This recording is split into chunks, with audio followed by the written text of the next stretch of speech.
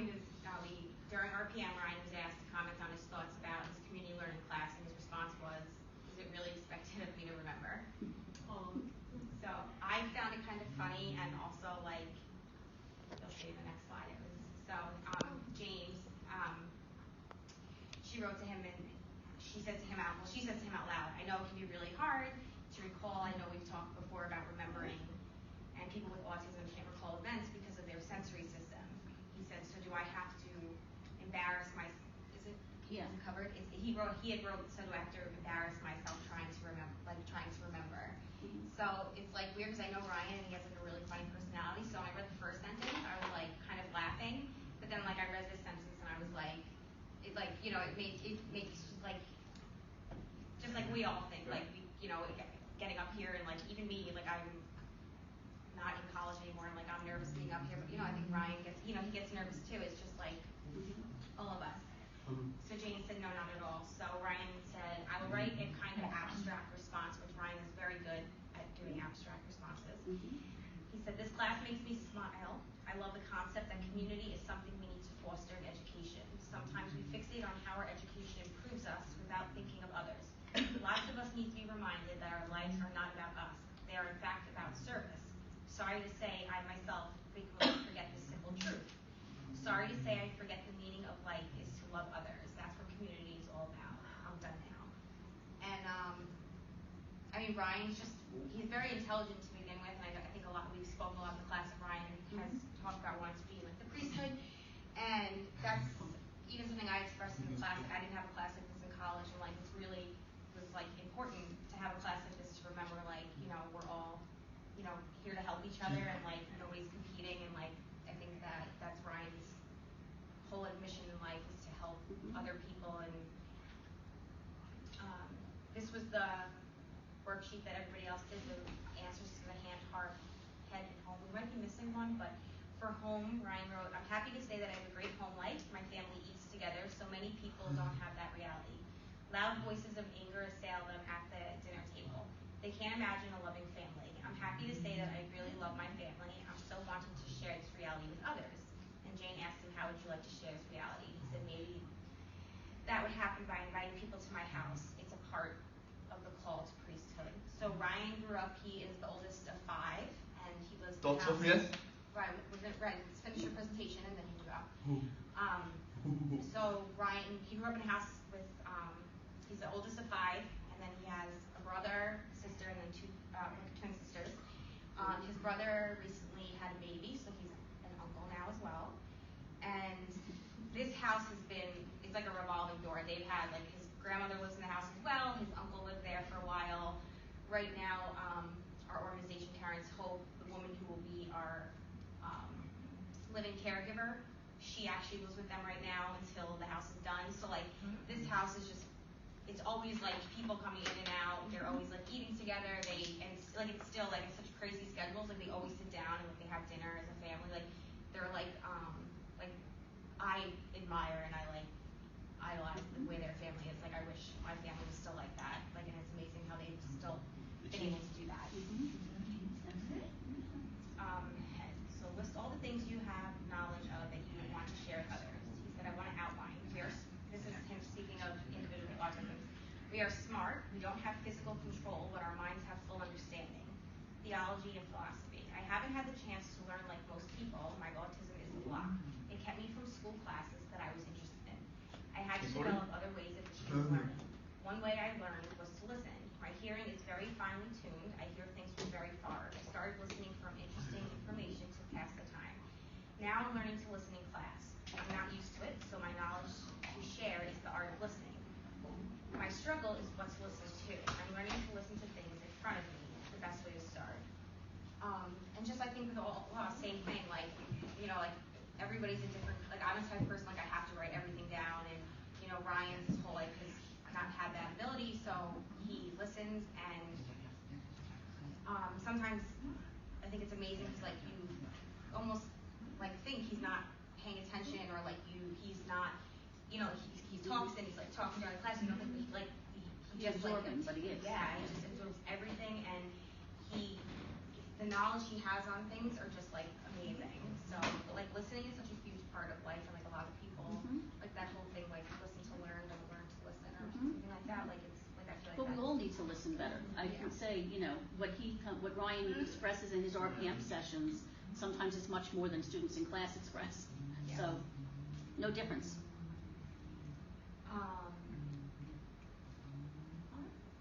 So this was just something that Ryan had.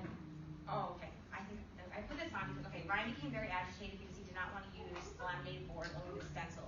Jane put her foot down and was insistent. So I've explained that Ryan is doing the RPM, and when you start out on 3 stencils, and they're like metal stencils, and they have the alphabet in it, and you put the pencil through it. And the reason why is because it's like a sensory, and that's how it helps them. And so the whole point of doing the 3 stencils is to eventually go down to 1, which is the full alphabet, and then it's to go to a laminated board so that you're no longer able to put the pencil through, so you're learning where all the letters are, and then to eventually go to the iPad.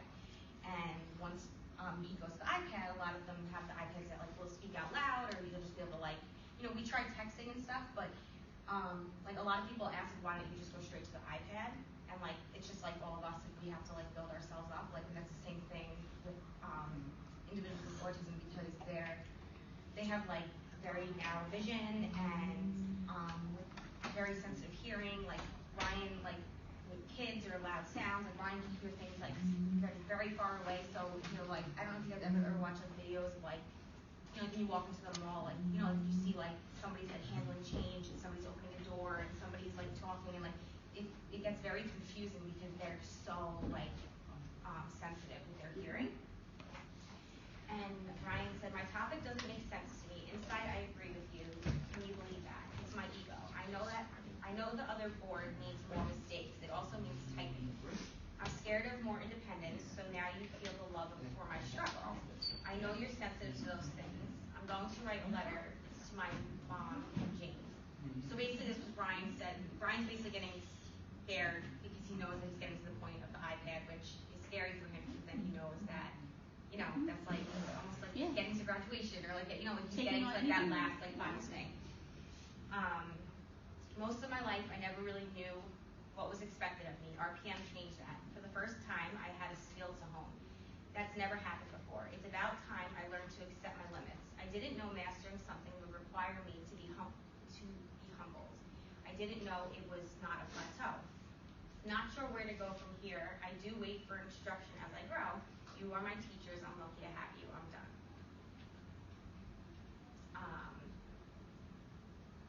Okay, so today I asked Ryan if he understood why I took him out of school and homeschooled him, and his response, I assume because they treated me like I was stupid. I'm very grateful. So when Ryan originally went to school, like the first day, his parents had a feeling that something was not right, and like she just asked the teachers to like observe him and see like what they thought. And by the end of the first day of class, the teacher said like to his parents, like, we think that you should have Ryan evaluated.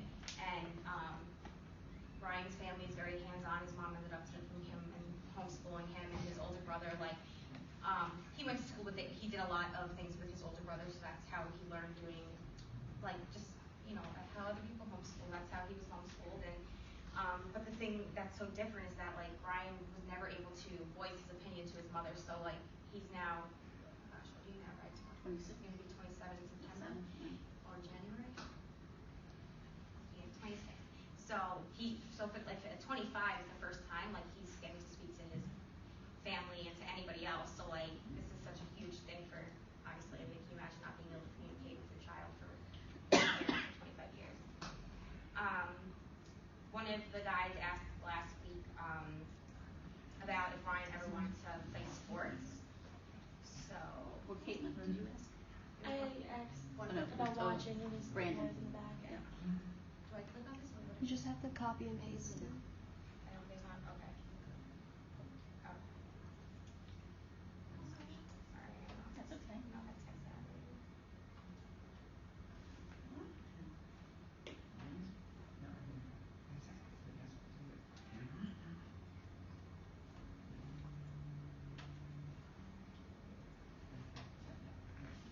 Is this the end? Sorry. I'm at It's okay. college almost like 10 years. Don't worry.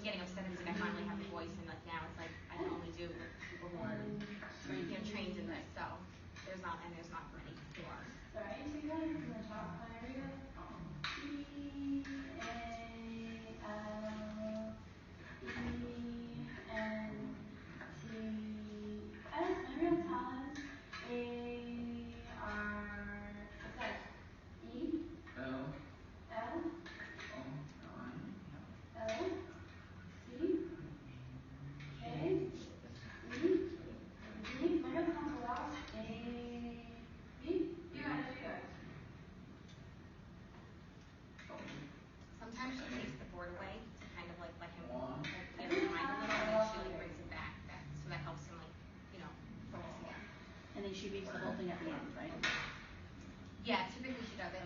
She should in this, if not, I do. Wait, right down.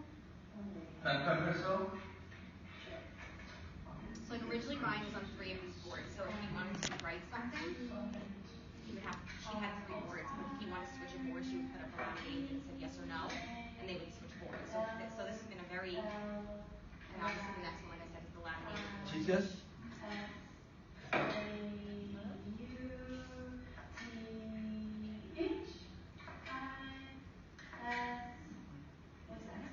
It really is autism.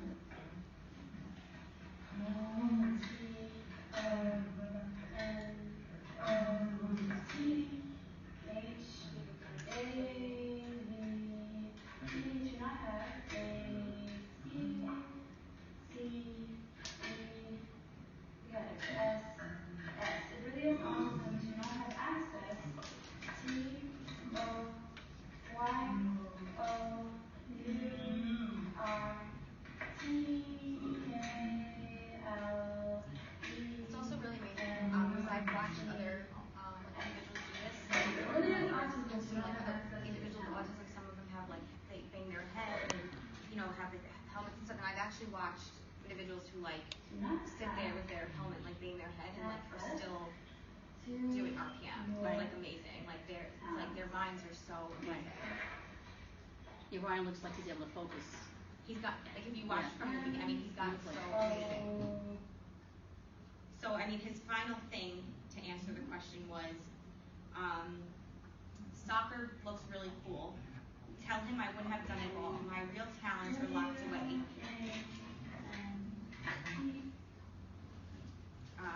It really is autism to not have access to our talents. Then he said moving on, project time. He wants to do the rest of the questions. Which for soccer, even for me to hear was actually kind of like ironic because his whole family, all of them are huge like basketball and lacrosse players, and none of them really played soccer. So that was pretty interesting to see that was something that he would have enjoyed. So that's Ryan, and you can see how he's an amazing person. So we're really grateful that you guys let us sit on your class and just so patient with us. So thanks. And I think we learned a lot from him.